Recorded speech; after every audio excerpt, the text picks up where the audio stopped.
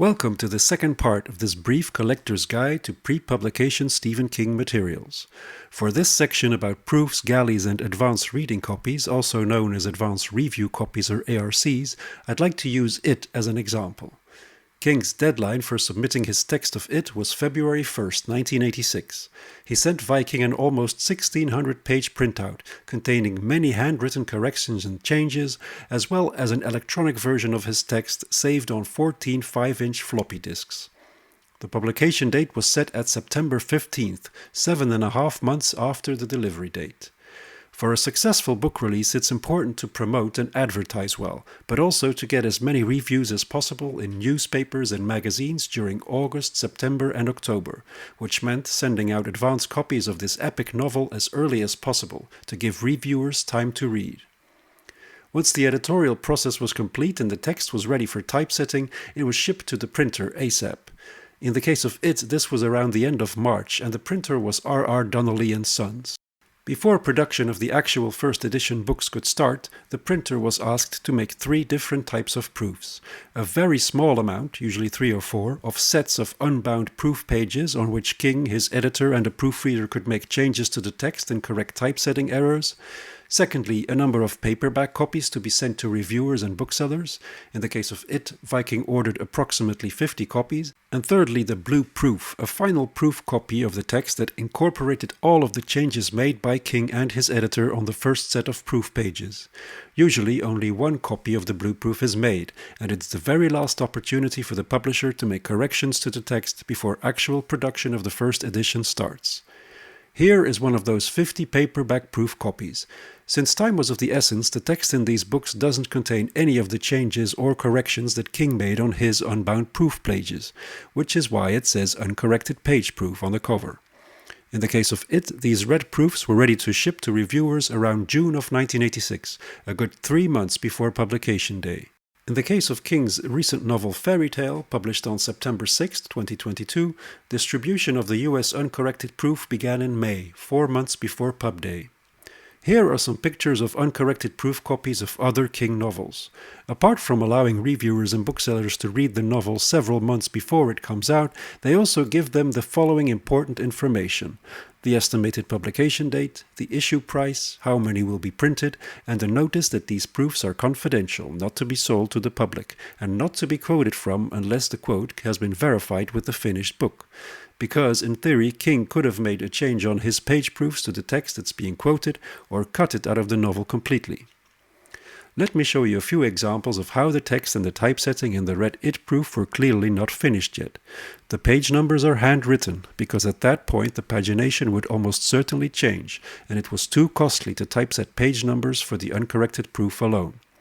On page 429, young Stan Uris is whispering the names of bird species, and the typesetter realized too late that he or she had overlooked kiwis, and consequently added it in the right margin. Or look at the layout of this interleaf before the epilogue, which can only be called a huge mess. Lastly, It was the first novel to come out after it became known in 1985 that King had published 5 books under the pseudonym Richard Bachman.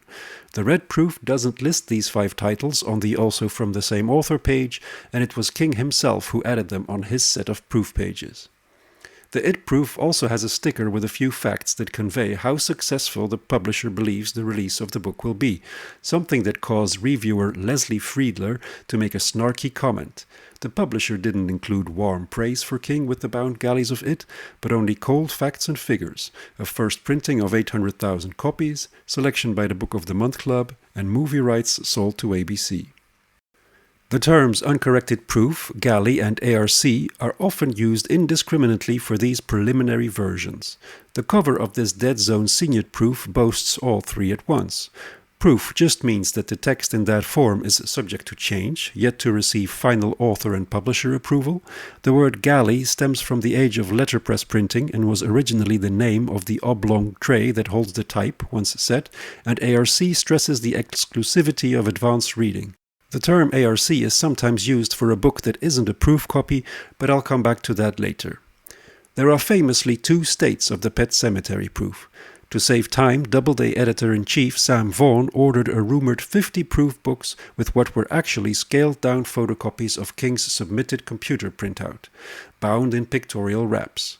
King complained about the legibility of these books, and Doubleday subsequently ordered proofs with normal typeset text, allegedly pulping the copies they hadn't sent out yet.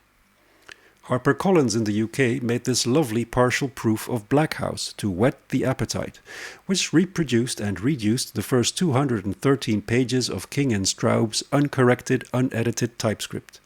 There are a few other examples of partial King proofs or samplers: this Wizard and Glass excerpt, this Just After Sunset sampler, this UK Skeleton Crew proof that only contained a small selection of the stories, a UK proof of The Stand, complete and uncut, and a UK sampler for Blaze. When it comes to finding out exactly how many proofs were printed for a particular King book, there isn't much information at hand.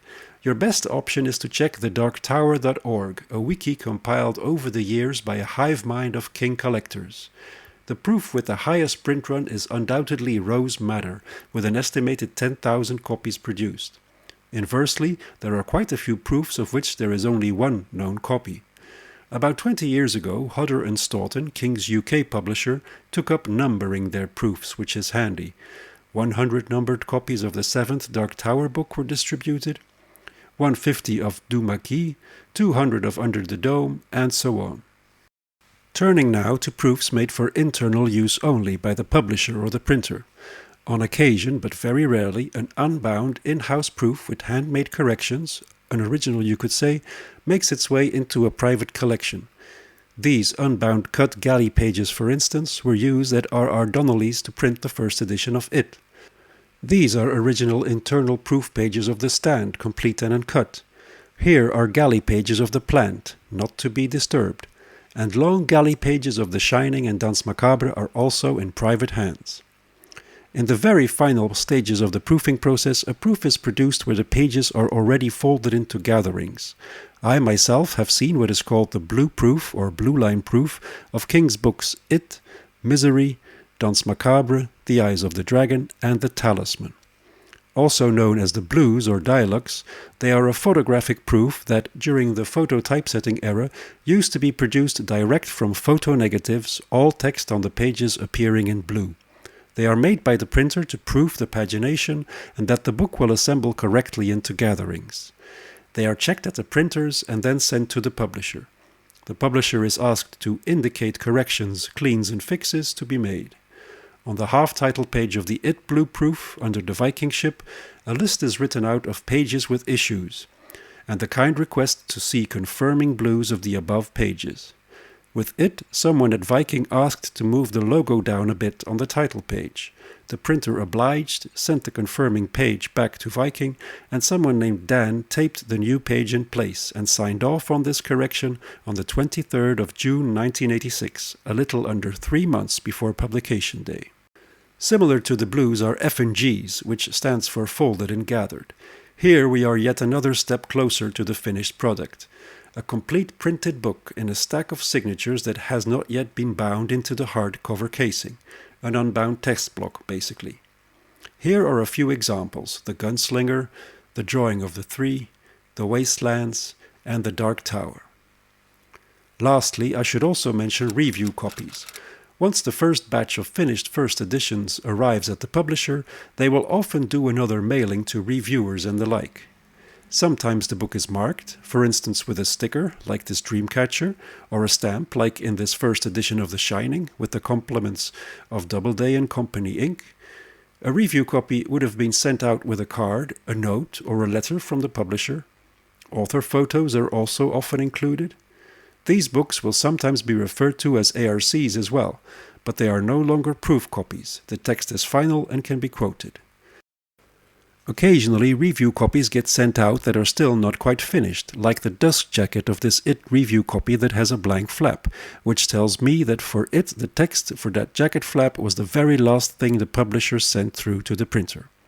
Publishers have also been known to change their minds about the cover design for a book after a limited number of books have already been printed. The variant cover can have that pre-publication allure and become a collector's item. Now, just to tie up the loose end of the rush to meet the publication deadline of the 15th of September 1986 for it. That deadline was well met. The book was in stores at some point in August, almost a month earlier than the official pub day, and the members of the Book of the Month Club also received their copies in August.